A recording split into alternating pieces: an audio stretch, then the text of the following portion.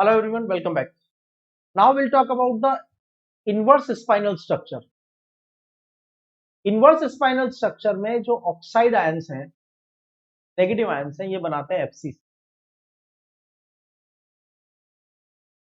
अगर ये एफसीसी बनाएंगे तो उसमें टेट्राहेड्रल वॉइड प्रेजेंट होंगी, कितनी? 8। और ऑक्टाहेड्रल वॉइड प्रेजेंट होंगी, कितनी? 4। क्योंकि एफसीसी में एटम्स होते हैं 4। Face centred cubic unit cell में एटम होता है कॉर्नर पे और फेस के सेंटर पे। कॉर्नर का कंट्रीब्यूशन होता है 1/8, फेस का कंट्रीब्यूशन होता है 1/2। तो एफसीसी का मतलब हो गया 4 atoms per unit cell. 4 atoms per unit cell, तो टेट्राहेड्रल वॉइड हो जाएंगी इसकी डबल 8 और ऑक्टाहेड्रल वॉइड हो जाएंगी 4। अब ध्यान से देखो,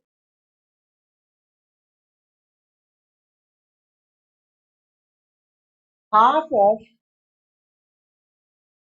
octahedral void occupied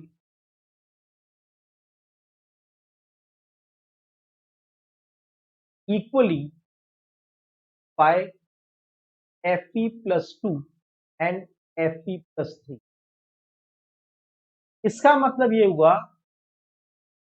out of 4 octahedral void only 2 are occupied। 8 में से 4 में से 50% ऑक्यूपाइड है। Half of octahedral voids are occupied, but equally by Fe+2 and Fe+3। Equally by Fe+2 and Fe+3 का मतलब हो गया 1 octahedral void by Fe+3 and 1 octahedral void by Fe+2। समझ में आ गया?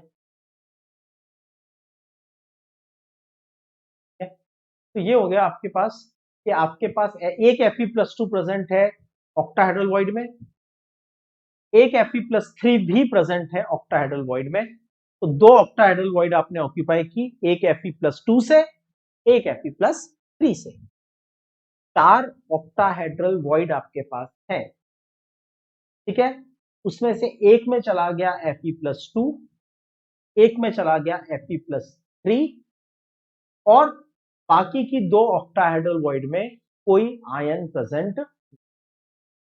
Next important thing is number of Fe+3 in octahedral void is equal to number of Fe+2 in Fe+3 in tetrahedral void। जितने Fe+3 octahedral void में गए हैं उतने ही Fe+3 tetrahedral void में भी जाएंगे। ऑक्टाहेड्रल वॉइड में कितना Fe+3 गया है? 1। तो टेट्राहेड्रल वॉइड में भी कितना Fe+3 जाएगा? 1। तो बेसिक आइडिया इज ऑक्साइड ने बनाया FCC, FCC मतलब 4 oxide ions per unit cell. Fe+2 कितना है? 1 है। 50% ऑक्टाहेड्रल वॉइड ऑक्यूपाई की। 4 ऑक्टाहेड्रल वॉइड थी, उसमें से आपने कितनी ऑक्यूपाई की? 2। उसको भी इक्वली डिस्ट्रीब्यूट कर दिया, एक में डाल दिया Fe+2 और एक में डाल दिया Fe+3। तो टोटल Fe+2 आपके पास कितना हुआ? 1। टेट्राहेड्रल वॉइड आपके पास 8 है, लेकिन नंबर ऑफ Fe+3 देखो, ऑक्टाहेड्रल वॉइड कितनी है? 4। उसमें से आपको ऑक्यूपाई कितनी करनी है? 2।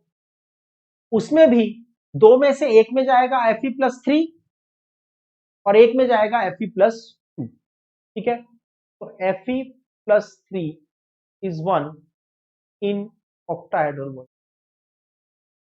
और अब हमने कहा जितना Fe+3 ऑक्टाहेड्रल वॉइड में है उतना ही टेट्राहेड्रल वॉइड में है। इसका मतलब Fe+3 is equal to 1 in tetrahedral void. तो एक Fe+3 प्रेजेंट है टेट्राहेड्रल वॉइड में, एक Fe+3 प्रेजेंट है ऑक्टाहेड्रल वॉइड में। तो Fe+3 कितने हो गए? Fe+3 कितने हो गए? 2। और Fe+2 कितना है? 1।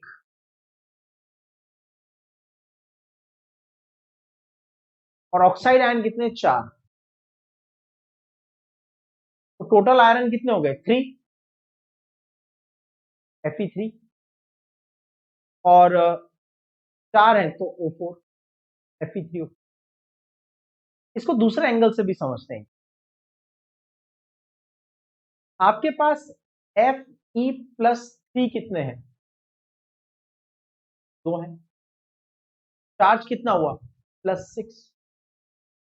समझ रहे हो ना? एक Fe+3 प्रेजेंट है टेट्राहेड्रल वॉइड में, एक Fe+3 प्रेजेंट है ऑक्टाहेड्रल वॉइड में। 2 गए। तो 2 Fe+3 पे चार्ज कितना होगा? +6। टू न्यूट्रलाइज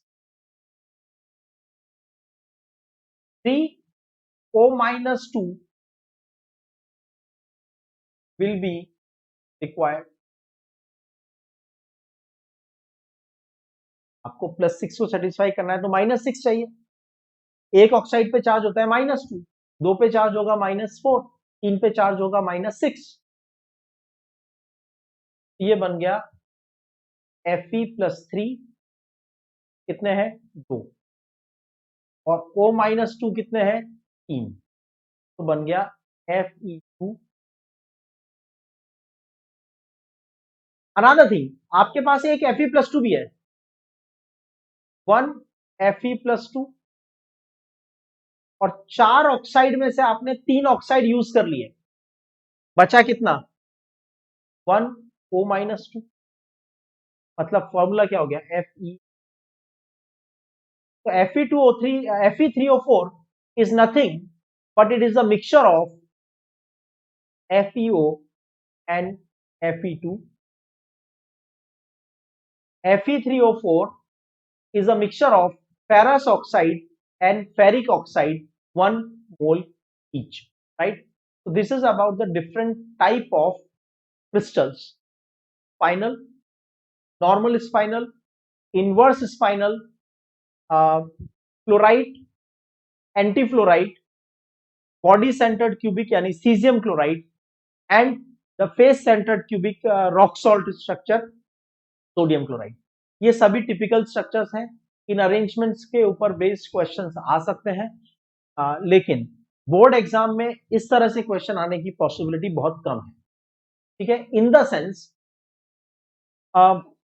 जो मैंने आपसे लास्ट क्वेश्चन सॉल्व करवाया था प्रीवियस सेक्शन में, इन द स्पाइनल स्ट्रक्चर, ठीक है, तो वो सिर्फ स्पाइनल स्ट्रक्चर के ऊपर बेस्ड बोर्ड एग्जाम में क्वेश्चन नहीं पूछेंगे।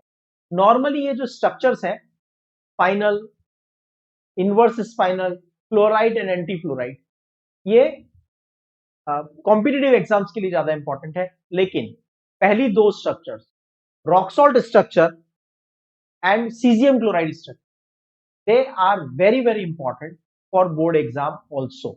तो आप दो स्ट्रक्चर्स को तो बोर्ड एग्जाम के लिए बहुत अच्छे से लर्न करेंगे: rock salt structure, caesium chloride structure. बाकी की जो 4 स्ट्रक्चर्स हैं, fluoride, anti fluoride, spinal and inverse spinal, ये मोस्टली कॉम्पिटिटिव एग्जाम्स में काम आएगी। ठीक है, तो इसका मतलब क्या इस तरह के क्वेश्चन बोर्ड एग्जाम में नहीं आ सकते?